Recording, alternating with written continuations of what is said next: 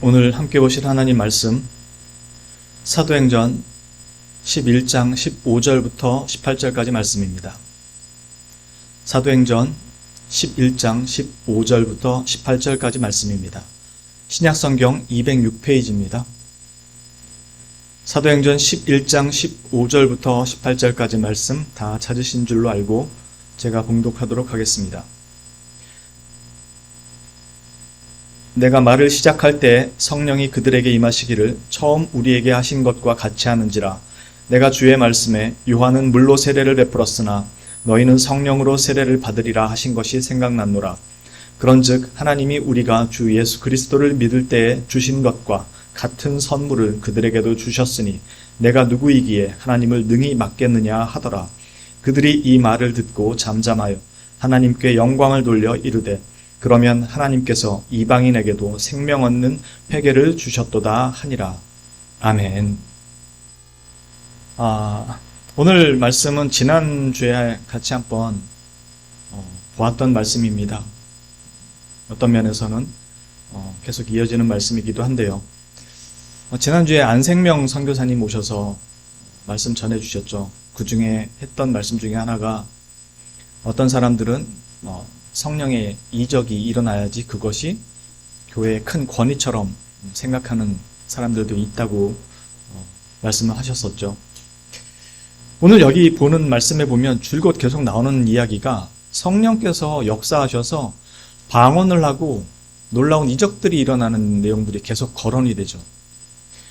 그러다 보니까 성령 세례를 받으면 전부 방언을 하는가 그렇게 생각하기도 하고요. 아니면은 여기 나온 것처럼 믿을 때 성령 받는 것 말고 이후에 또 따로 성령 세례를 받는 것도 있는가? 그렇게 또 보는 한 신학의 또 부류도 있습니다. 그리고 부흥의 자리는 언제나 이런 성령님의 능력과 이적이 나타나야만 하는가? 그렇죠? 흔히들 부흥에 이러면 가면 성령의 어떤 놀라운 이적 같은 것들이 막 나타나고 또 나타나야만 되고 그래야지 이 부흥인 줄로 보통 생각을 하고 그래서 성령 부흥 집회 많이 이런 말씀들을 하죠. 오늘 말씀을 통해서 그 부분을 조금 더 다뤄보고자 합니다. 먼저 저희 성경을 앞으로 이렇게 좀 넘겨볼게요. 사도행전 1장으로 가서 간단하게나마 우리가 지금 보아온 말씀들을 간단하게나마 한번 살펴볼게요. 사도행전 1장 4절 보시면 사도와 함께 모이사 그들에게 분부하여 이르시되 예루살렘을 떠나지 말고 내게서 들은 바 아버지께서 약속하신 곳을 기다리라. 요한은 물로 세례를 베풀었으나 너희는 몇 날이 못되어 성령으로 세례를 받으리라 하셨느니라. 즉 여기 지금 성령의 약속이라고 말씀하신 이것은 곧 성령 세례라고 예수님이 말씀을 하시거든요. 그런데 이 성령의 약속이 어떤 것이냐? 그 해석에 관련된 부분이 사도행전 2장 2, 3절에 나옵니다. 보시면 호련히 하늘로부터 급하고 강한 바람 같은 소리가 있어 그들이 앉은 온 집에 가득하며 마치 불의 혀처럼 갈라지는 것들이 그들에게 보여 각 사람 위에 하나씩 임하여 있더니 이래서 성령님께서 임재하신 내용이 가시적으로 보이도록 표현이 되어 있습니다. 그런데 이 4절에 보면 그들이 다 성령의 충만함을 받고 성령이 말하게 하심을 따라 다른 언어들로 말하기를 시작하니라. 즉 방언을 하기 시작했다는 것입니다. 각 나라의 언어로 복음을 전파하기 시작했다는 거예요. 그러면서 뒤에 넘어가면 2장 14절에 베드로가 11사도와 함께 서서 소리를 높여 이르되 유대인들과 예루살렘에 사는 모든 사람들아 이 일을 너희로 알게 한 것이니 내 말에 귀를 기울이라. 그러면서 쭉 무슨 내용을 얘기하냐면 요엘서에 있는 말씀을 이야기해요. 그 요엘서에 있는 대표적인 말씀이 17절에 하나님이 말씀하시기를 말세에 내가 내 영을 모든 육체에 부어주리니 너희의 자녀들은 예언할 것이요 너희의 젊은이들은 환상을 보고 너희의 늙은이들은 꿈을 꾸리라. 그때 내가 내 영을 내 남종과 여종들에게 부어주리니 그들이 예언할 것이요 또 내가 위로 하늘에서는 기사를 아래로 땅에서는 징조를 베풀리니 그 피와 불과 연기로다. 주의 크고 영화로운 날이 이르기 전에 해가 변하여 어두워지고 달이 변하여 피가 되리라. 누구든지 주의 이름을 부르는 자는 구원을 받으리라. 그렇게 되어 있거든요. 즉 지금 사도가 이야기하는 이 내용은 요엘서에 나왔던 이 약속, 하나님께서 하신 이 약속, 성령의 약속이 지금 성취가 되었다라는 것입니다. 그러니까 예수님께서 성령의 약속을 말씀하셨을 때는 구약에 있었던 하나님의 말씀들을 이야기하신 것이고, 곧 너희가 몇 날이 못되어 성령으로 세례를 받으리라 하신 그 말씀이 그 약속의 성취를 이야기한 것이었고요. 그래서 지금 제자들이 다락방에서 성령 임재를 경험하면서 그 일이 실제로 이루어졌다는 것을 이야기한 것이죠. 그러면서 여기 요엘서에 나오는 내용 중에 21절에 누구든지 주의 이름을 부르는 자는 구원을 받으리라 이렇게 되어 있습니다. 여기에 지금 이 요엘서 원문에 보면은 이제 이스라엘 사람들이 거룩하신 하나님의 이름을 부를 수 없었기 때문에 여호와라고 읽지 않고 아도나이라고 읽었고, 영어 버전 같은 경우도 여호와 내지는 야훼라고 쓰지 않고 로드라고 주라고 표시를 합니다. 우리나라 말만 여호와라고 그렇게 보통 표시가 되어 있어요. 그래서 거룩한 하나님의 이름을 부를 수가 없어서 주의 이름을 부르는 자는 구원을 받으리라 이렇게 기록을 해놨는데, 이 뒤에 36절에 가서 나오는 내용이 뭐냐면, 그런즉 이스라엘 온 집은 확실히 알지니 너희가 십자가에 못 박은 이 예수를 하나님이 주와 그리스도가 되게 하셨느니라 라고 해서, 바로 누구든지 주의 이름을 부르는 자는 구원을 받으리라 라는 그 주가 예수 그리스도임을 밝히는 거예요. 이렇게 이어진 내용들이 즉 성령의 임재가 방언을 하는 것으로서가 아니라 하나님이 약속하신 것이 성취되었다는 것을 가시적으로 보여주는 방편으로 제자들에게 임한 것으로 나오거든요. 그리고 8장으로 넘어가서 보면 8장 5절에 빌립 집사가 복음을 전하는 내용들이 나옵니다. 8장 5절에 보면 빌립이 사마리아 성에 내려가 그리스도를 백성에게 전파하니 이렇게 쭉 나오죠. 그러면서 빌립 집사가 복음을 전파하고 난 다음에 사도들이 어찌된 일인가 가서 그걸 확인하기 위해서 베드로와 요한 사도가 갑니다. 그리고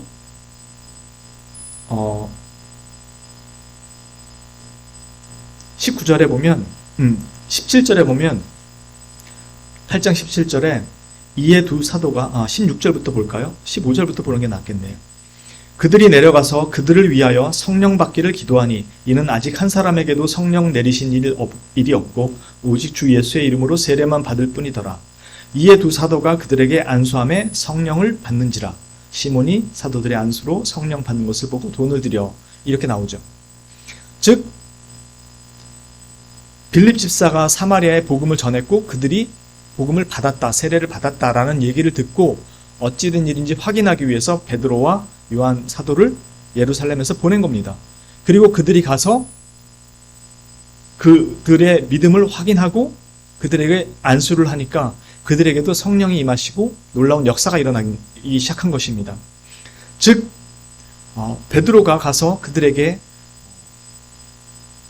하나님께서 그들도 동일하게 구원하셨다라는 것을 성령이 임하는 것을 통해서 가시적으로 보여줬다라는 것이었죠. 그게 우리가 여태까지 보아온 것이었죠. 그리고 10장에 와서 동일하게 또 10장 1절에 보면 가이사랴에 고넬료라는 사람이 있으니 이달리아 부대라 하는 군대의 백부장이라. 그러면서 이방인 고넬료에게 복음을 전하게 하는 내용이 나오죠. 그래서 베드로 가서 복음을 전합니다. 그런데 10장에 보시면 10장 44절에 보면 베드로가 그 앞에서 예수 그리스도에 대한 이야기를 합니다. 그리고 44절에 베드로가 이 말을 할 때 성령이 말씀 듣는 모든 사람에게 내려오시니 베드로와 함께 온 할례 받은 신자들이 이방인들에게도 성령 부어주심으로 말미암아 놀라니 이는 방언을 말하며 하나님 높임을 들음이로라. 즉 베드로 사도가 복음을 전하는데 그때 성령님께서 임하세요. 복음을 다 전하지도 않았는데, 전하고 있는데 안수 없이 성령이 임하세요. 이것은 우리가 성령 세례를 받으면 안수하거나 성령 세례를 받으면 방언을 한다라는 그 그렇게 이해하는 의미하고 다르다라는 것을 지금 보신 것처럼 충분히 이해하실 수 있을 거예요. 성령님의 임재와 이 방언들은 이방인들까지도 복음이 전해지고 그들도 동일하게 구원을 받았다라는 것을 성령님께서 임재하시는 방식을 통해서 가시적으로 보여주는 걸 통해서 저들도 동일하게 구원받았다라는 것을 보여준 것이었거든요. 그러니까 사도들이 안수하거나 성령님이 임재하시면 방언을 한다라는 게 그게 이 성경이 얘기하고자 하는 것이 아니었어요. 이것은 당시 복음이 이제 예루살렘으로부터 시작해서 유대와 온 유대와 사마리아와 땅끝까지 이르는 그 증인으로서의 역할을 하는 그들 앞에 실제로 그것이 성취되고 있음을 모든 사람들에게 가시적으로 보여주기 위해서 나타난 외적인 현상들, 일시적인 현상들이었지 모두가 동일하게 안수를 해주거나 아니면 성령님 임하시면 방언을 한다라는 그런 의미가 아니었습니다. 그리고 거듭난 사람에게도 추가적으로 방언을 받기 위해서거나 아니면 무엇을 능력을 더 어떤 것들을 얻기 위해서 추가적으로 성령의 세례를 받아야 하는 것이 없습니다.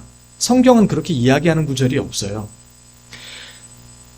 방언을 받기 위해서도 성령 세례를 받아야 하는 것이 아닙니다. 방언은 성령께서 주시는 것이지 목사가 주는 게 아니에요. 한동안 한국 교회에서 방언이 큰 이슈로 돼서 방언 기도를 받기 위해서 큰 유행처럼 번진 때가 있었어요. 그래서 막 기도굴로 가든가 아니면은 영성이 있다라는 목사님들 찾아가서 방언 기도 받으려고 많이들 그랬어요. 심지어 목사님들조차도 그랬던 경우가 많습니다. 저희가 이 부분을 조금 이해하기 위해서 사도행전 18장으로 한번 가보겠습니다. 사도행전 18장 24절부터 한번 볼게요. 사도행전 18장 24절부터 저희가 한번 보도록 하겠습니다. 제가 봉독하겠습니다. 알렉산드리아에서 난 아볼로라 하는 유대인이 에베소에 이르니 이 사람은 언변이 좋고 성경에 능통한 자라. 그가 일찍이 주의 도를 배워 열심으로 예수에 관한 것을 자세히 말하며 가르치나 요한의 세례만 알따름이라. 그가 회당에서 담대히 말하기 시작하거늘 브리스길라와 아굴라가 듣고 데려다가 하나님의 도를 더 정확하게 풀어 이르더라. 아볼로가 아가야로 건너가고자 하므로 형제들이 그를 격려하며 제자들에게 편지를 써 영접하라 하였더니 그가 감에 은혜로 말미암아 믿은 자들에게 많은 유익을 주니 이는 성경으로서 예수는 그리스도라고 증언하여 공중 앞에서 힘있게 유대인의 말을 이기미러라. 아볼로가 고린도에 있을 때에 바울이 윗지방으로 다녀 에베소에 와서 어떤 제자들을 만나 이르되 너희가 믿을 때에 성령을 받았느냐? 이르되 아니라 우리는 성령이 계심도 듣지 못하였노라. 바울이 이르되 그러면 너희가 무슨 세례를 받았느냐? 대답하되 요한의 세례이니라. 바울이 이르되 요한이 회개의 세례를 베풀며 백성에게 말하되 내 뒤에 오시는 이를 믿으라 하였으니 이는 곧 예수라 하거늘 그들이 듣고 주 예수의 이름으로 세례를 받으니 바울이 그들에게 안수하매 성령이 그들에게 임하심으로 방언도 하고 예언도 하니 모두 12사람쯤 되니라. 이 문맥을 보면 아볼로가 복음을 전하고 그 다음에 나중에 바울 사도가 가서 그들에게 너희가 무슨 세례를 받았었냐? 저희가 요한의 세례만 받았습니다. 그랬더니 바울 사도가 안수하고 기도했더니 그들이 방언을 했다. 이런 내용으로 나옵니다. 그래서 어떤 신학 부류들은 이렇게 방언을 받거나 어떤 능력을 받기 위해서 두 번째 성령의 세례를 받아야 하는 성령 세례가 있다라고 얘기하는 바가 있습니다. 그래서 보통 영성 있다는 목사님들, 기도 많이 한다는 목사님들한테 찾아가서 이런 능력과 방언 같은 것들을 받기 위해서 찾아가는 경우가 많이 있습니다. 그러나 두 번 세례를 받아야 하는 경우는 성경이 얘기하지 않습니다. 아까 말씀드린 것처럼 2장 38절에 베드로가 이르되 너희가 회개하여 각각 예수 그리스도의 이름으로 세례를 받고 죄 사함을 받으라. 그리하면 성령의 선물을 받으리니 라고 이야기합니다. 그리고 10장 44절 45절에 베드로가 이 말을 할 때 성령이 말씀 듣는 모든 사람에게 내려오시니 베드로가 함께 온 할례 받은 신자들이 이방인들에게도 성령 부어주심으로 말미암아 놀라니. 즉 복음을 전하고 있는데 성령이 임하셨고 믿고 회개하고 죄사함을 받으라. 그리고 세례를 받으라. 그러면 성령을 받을 것이라.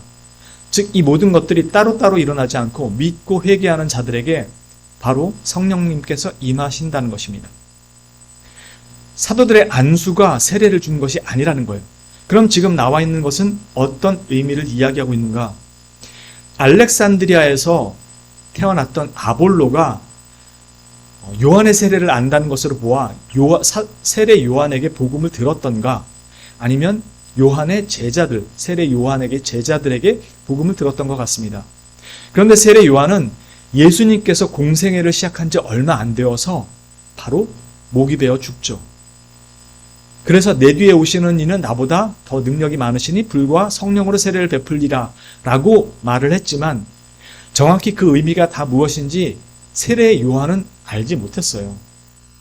그래서 세례 요한이 알고 있던 그 예수님에 대한 그것이 매우 한정적이었어요. 그래서 이 세례 요한이나 요한의 제자들에게 이 소식, 이 복음을 들었던 사람들은 그것이 한정되어 있었던 겁니다. 그래서 아볼로가 이것을 듣고 주의 도를 배워서 열심히 있었기 때문에 정말로 훌륭한 열심이죠. 그래서 예수님에 관해서 자세히 가르쳤지만 그 자세히 가르친 것이 요한의 세례까지만 알고 있었다라는 거예요. 그러니까 요한이 와서 세례를 베풀면서 천국이 가까이 왔다라는 그 의미가 그리스도와 어떻게 연결되는지를, 어떠한 방식으로 연결되는지를 잘 몰랐다는 것입니다. 그리고 나서 그가 회당에서 복음을 전할 때 브리스길라와 아굴라가 보고, 참 대단한 열심이구나. 그런데 조금 부족하구나, 복음을 아는 데 있어서. 그래서 브리스길라와 아굴라가 복음을 가르쳐 줍니다. 그리고 이 아볼로가 아가야를 거쳐서 나중에 고린도에 사도 바울이 복음을 전하는데, 고린도에 복음을 전한 다음에 이 에베소 지역으로 바울 사도가 갑니다. 그때 아마도 고린도 교회가 비어 있을 때 아볼로가 와서 고린도 교회에서 바울 대신에 잠시 가르치지 않았을까라고 보통 학자들이 추정합니다. 즉 아볼로가 에베소에서 가르칠 때는 잘 몰랐어요. 그러다 나중에 브리스길라와 아굴라한테 배우고 옮겨가서는 잘 가르치게 되죠. 그래서 28절에 보면 아볼로가 다른 아가야로 넘어간 다음에 이는 성경으로서 예수는 그리스도라고 증언하여 공중 앞에서 힘있게 유대인의 말을 이기미러라. 이때는 신약 성경이 없었어요. 그러니까 구약 성경만을 가지고 논증을 하는 건데, 그 구약 성경에서 예수 그리스도를 어떻게 가르치고 있는지를 다 몰랐다는 거죠. 그런데 브리스길라와 아굴라를 통해서 그것을 알므로 말미암아 바로 그분이 예수 그리스도다라는 것을 비로소 성경을 통해서 힘있게 가르쳤다는 것입니다. 그러나 에베소에 있을 때는 그것이 부족했던 거예요. 그래서 바울 사도가 와서 너희가 믿을 때 성령을 받았느냐라고 묻는 이유가 그것이었습니다. 너희에게서는 성령을 받은, 즉 믿음을 가진 것처럼 보이지만 성령을 가진 자로서의 그 모습을 발견하기가 힘들구나. 너희가 세례 요한한테, 아볼로에게 들은 복음이 무엇이며 믿을 때 너희에게 무슨 세례를 받았느냐, 성령이 임하셨느냐라고 묻는 게 그 이유였습니다. 그래서 바울 사도가 복음을 조금 더 자세히 가르치며 그들을 위해서 기도하고 안수한 것입니다. 그랬더니 성령이 임하신 거예요. 그리고 그들이 방언을 한 겁니다. 즉 안수를 했더니 방언을 하는 것이 아니고 그들 역시 비로소 온전한 복음을 듣고 온전한 믿음을 가진 그리스도인이 되었음을 가시적으로 똑같이 보여준 것이었습니다. 그래서 성령 세례를 받았다라는 이 표현들이 우리가 아는 것처럼 두 번째 세례를 따로 받아야 되거나 어떤 필요에 따라서 그것을 또 안수를 통해서 받아야 된다는 의미가 아닙니다. 이런 오해들이 교회에 많이 있어서 올바른 성령 세례, 그리고 우리가 믿을 때 이미 그것을 받았다는 것을 잘 몰라요. 사도행전 2장에 보면 베드로가 복음을 전할 때 3,000명이 회심합니다. 이 3,000명이 모두가 방언을 하지 않았어요. 그럼 이 사람들은 나중에 다 찾아다니면서 방언을 하기 위해서 따로따로 기도를 해주고 안수를 해줬어야 했을까요? 아니에요. 성경은 그렇게 얘기하지 않아요. 그들이 다 믿었다고 얘기합니다. 그리고 성령님께서 임재하셨다고 표현을 해요. 오늘 우리가 보는 이 말씀에 11장 17절의 말씀에 이렇게 표현합니다. 그런즉 하나님이 우리가 주 예수 그리스도를 믿을 때 주신 것과 같은 선물을 이방인인 그들에게도 주셨으니 내가 누구이기에 하나님을 능히 맡겠느냐 하더라. 즉 여기 선물이라는 건 방언이 아니고 성령님이에요. 그러니까 우리가 처음 믿을 때 성령을 받은 것처럼 저들도 똑같이 우리와 같이 저들에게도 성령이 임하셨다라는 것을 이야기하는 거지 방언에 대한 얘기를 하고 있는 게 아니거든요. 그러면서 이 의미가 무엇인지를 18절에 정확하게 해석을 해줘요. 18절에 나오는 내용이 그들이 이 말을 듣고 잠잠하여 하나님께 영광을 돌려 이르되 그러면 하나님께서 이방인에게도 생명 얻는 회개를 주셨도다 하니라. 즉 성령 세례에 대한 가장 정확한 이해는 뭐냐면, 그리고 우리가 흔히 교회가 부흥한다라고 할 때 정확한 이해는 뭐냐면, 성령이 임하시면 우리 안에서 반드시 나타나는 것이 회개라는 것입니다. 믿음이고. 즉 부흥, 우리가 흔히 말하는 놀라운 부흥의 역사가 일어났다 그러면서 많은 이적들과 현상들 있잖아요. 안수하니까 사람이 뒤로 넘어지고 금리발로 바뀌고, 부흥은 그런 식으로 부흥을 표현하지 않습니다. 성경은 그렇게 부흥을 표현하는 곳이 단 한 군데도 없어요. 성경이 부흥을 표시할 때는 반드시 뭐가 같이 오냐면 하나님의 말씀이 선포됐다라는 사실과 그들이 믿고 회개가 일어났다는 것으로 부흥을 표시합니다. 지금 사도행전 2장에서도 3,000명이 회심할 때 베드로의 설교, 복음 전파가 있었고요. 그들이 믿고 회개합니다. 우리가 어찌해야 할꼬. 그리고 나머지 8장에서도 나오는 것도 그렇고 9장의 바울 사도의 회심도 그렇고 고넬료도 그렇고 모든 일들에 반드시 복음의 선포와 회개가 같이 따라 나와요. 거기에 부흥의 진짜 역사가 일어나거든요. 그래서 여기 뭐라고 나왔냐면 생명 얻는 회개를 주셨도다라고 얘기합니다. 믿음이 진짜냐 가짜냐를 뭘로 확인하냐면 기적이 일어나냐로 믿음을 확인하는 게 아니고, 우리에게 나타나는 진짜 믿음은 성령님으로 말미암아, 우리 안에 내주하시는 성령님으로 말미암아 우리가 하나님 앞에 범죄자라는 것, 거룩하지 못한 존재이며 하나님을 믿기를 거부했던 존재라는 그 죄됨을 스스로 깨닫게 됩니다. 그래서 회개가 일어나요. 그러니까 우리가 믿는다라고 할 때 지식으로는 얼마든지 믿을 수가 있어요. 어렸을 때부터 교회를 다닌 꼬맹이들 때부터 다녔으면 예수님 믿고 천국 간다, 우리는 모두 죄인이다 라는 게 윤리적 죄인이라는 생각으로 머릿속에 각인되고 그렇게 배웠기 때문에 당연히 사람들마다 자기의 윤리성이 부족한 걸 알아서 나는 죄인입니다라는 고백이 나와요. 그래서 하나님 앞에 나는 죄인입니다라고 고백할 수가 있어요. 그런데 그걸 진짜 믿음이라고 얘기를 하진 않아요. 왜냐하면 우리가 갖는 진짜 믿음은 뭐냐면 내가 하나님을 거부했던 죄인입니다라는 고백이에요. 윤리적으로 타락한 존재입니다라는 그 고백이 아니에요.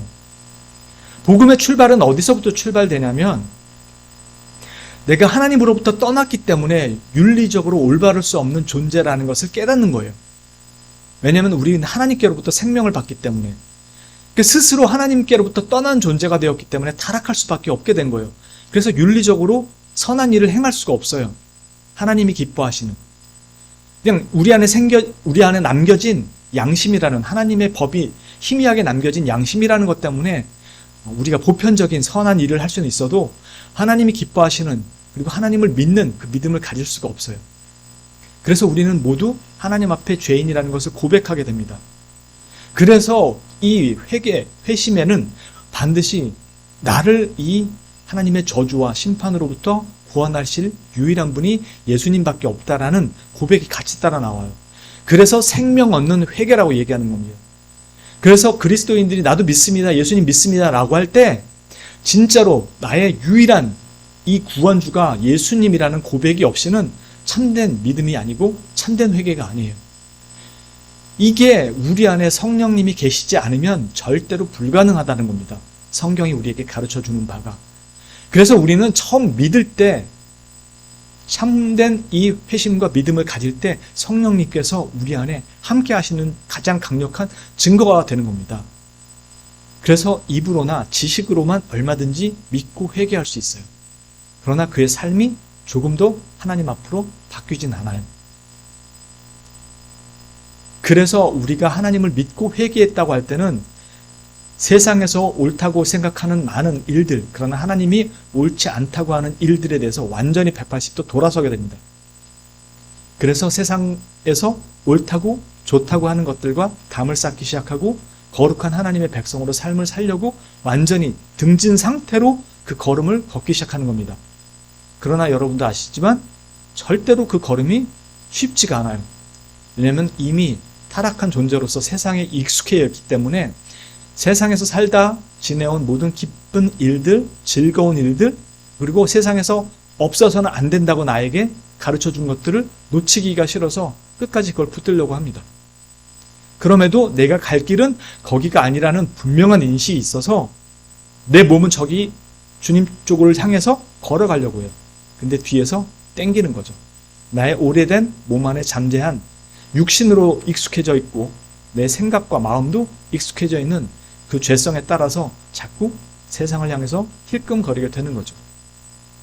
그러나 완전한 돌이킴이 일어납니다. 즉 믿고 회개했다고 하지만 여기에 대한 하나의 돌이킴이 없는 사람은 아직 주님하고 관계를 형성하지 못했다라는 증거일 수 있습니다. 거듭 말씀드리지만 이걸 행할 수 있어야 돌아선 게 아닙니다. 우리는 못해요. 세상 종교는 할 수 있다고 가르치는 거고 기독교는 할 수 없다고 가르치는 겁니다. 왜냐하면 하나님으로부터 떠나서 타락한 존재이기 때문에 능력이 없어요. 그래서 성령께서 붙들어 주시고 돌이키게 하셔야만 가능한 거고요. 그래서 진실한 믿음을 가진 자는 성령이 내주하는 자예요. 그래서 바울 사도가 너희가 무슨 세례를 받았느냐라고 물어본 것입니다. 그래서 눈에는 보이지 않지만 참되게 회개하고 성령을 받은 자는 그의 삶의 태도에서, 인식에서, 행동에서 조금씩 주를 향한 걸음이 나타나기 시작해요. 여러분도 아시지만 다윗은 하나님을 그렇게 사랑하고 나서도 밧세바를 간음했어요. 사울은 사람을 죽인 적이 없어요.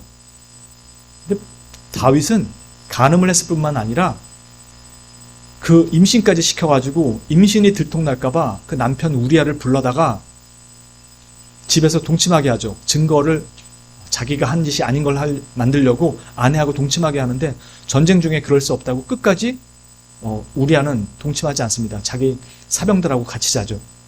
결국 안 되니까 우리아 손에 직접 편지까지 써서 다윗은 요압에게 전쟁터에 가면은 가장 치열한 곳에 보내서 죽여버리라고 그러죠. 살인 교사죠. 이건 거의 살인죄죠. 다윗은 하나님을 그렇게 신실하게 따랐던 자인데 그런 죄를 저지릅니다. 우리는 거룩할 수가 없어요. 우리는 예수님을 믿고 하나님을 믿는다고 해도 절대 거룩하지 않아요. 그래서 세상 사람들 보는 눈에 그리스도인이라면서 네가 그렇게 사냐? 라는 말이 지극히 정당합니다. 왜냐하면 우린 모두 타락했기 때문에 그렇습니다. 근데 우리가 그리스도인이라는 게 뭐로 증거가 되냐면 타락하고 죄악을 저질렀을 때 사람 앞에 미안하다고 사과하고 용서를 구할 줄 알고 주님 앞에 나와 엎드려 내 죄를 용서해달라고 하나님 앞에 구할 줄 아는 자들이기 때문에 우리가 그리스도인이라고 부르는 것입니다. 그것을 옳게 행할 수 있어서 그리스도인이 아니고요. 그렇게 한 걸음씩 살아가면서 성화되어 가고 거룩한 길로 나아가려고 애쓰는 것입니다. 그래서 그리스도의 은혜고 그리스도의 복음이라고 부르는 거죠. 죽을 때까지 고쳐도 완전함을 이룰 수 없기 때문에. 천국이 대충 깨끗한 사람이 들어가면은 나머지 지저분한 것으로 천국은 오염되어야 합니다. 천국은 그렇게 대충 살고 대충 경건한 사람이 들어갈 수 있는 곳이 아니에요.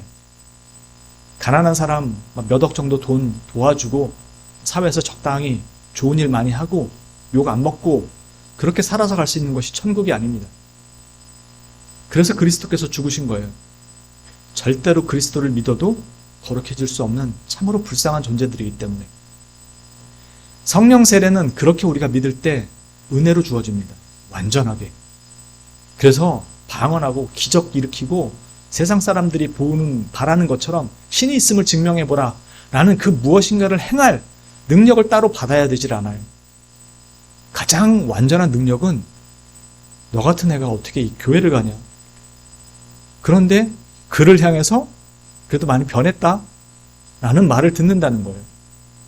그래서 우리는 살인죄를 저지른 사람도 주님이 용서하신다고 감히 얘기할 수 있는 겁니다.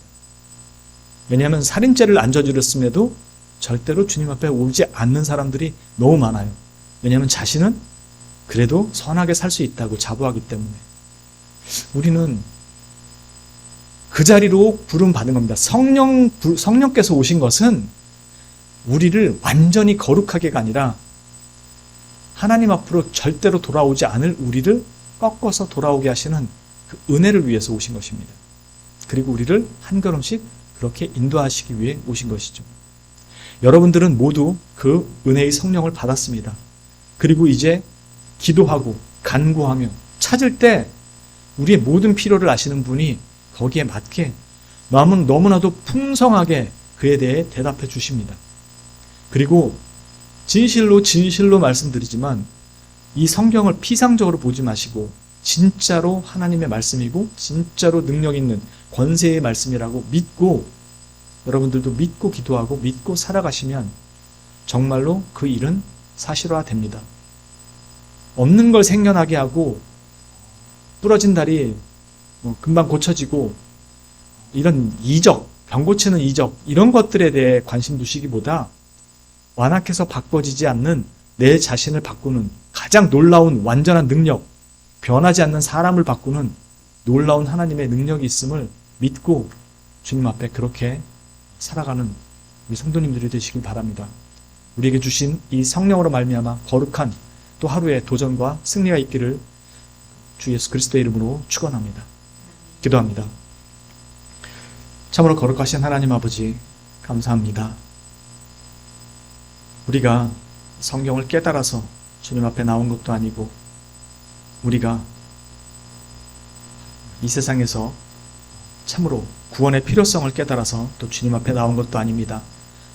오직 주님의 은혜가 아니면 결단코 주님 앞에 나올 수 없는 참으로 완악한 존재들이기에 우리에게 놀라운 하나님의 말씀으로 부르시고 이 말씀을 믿고 회개하는 모든 자들에게 성령을 부어주사 하나님을 붙들게 하시고 예수 그리스도를 믿는 믿음을 주셔서 이제는 타락하고 참으로 점차 죄악 깊이 물들어가는 이 세상에서 거룩한 하나님의 백성으로 원래 하나님이 지으셨던 그 인간의 아름다운 본연의 모습으로 다시금 회복하도록 부르시며 하나님의 영광을 우리의 삶 속에서 드러내기를 원하시는 그 자리로 부르시기 위해 성령을 주시고 또한 이끌어 주심을 참으로 감사합니다.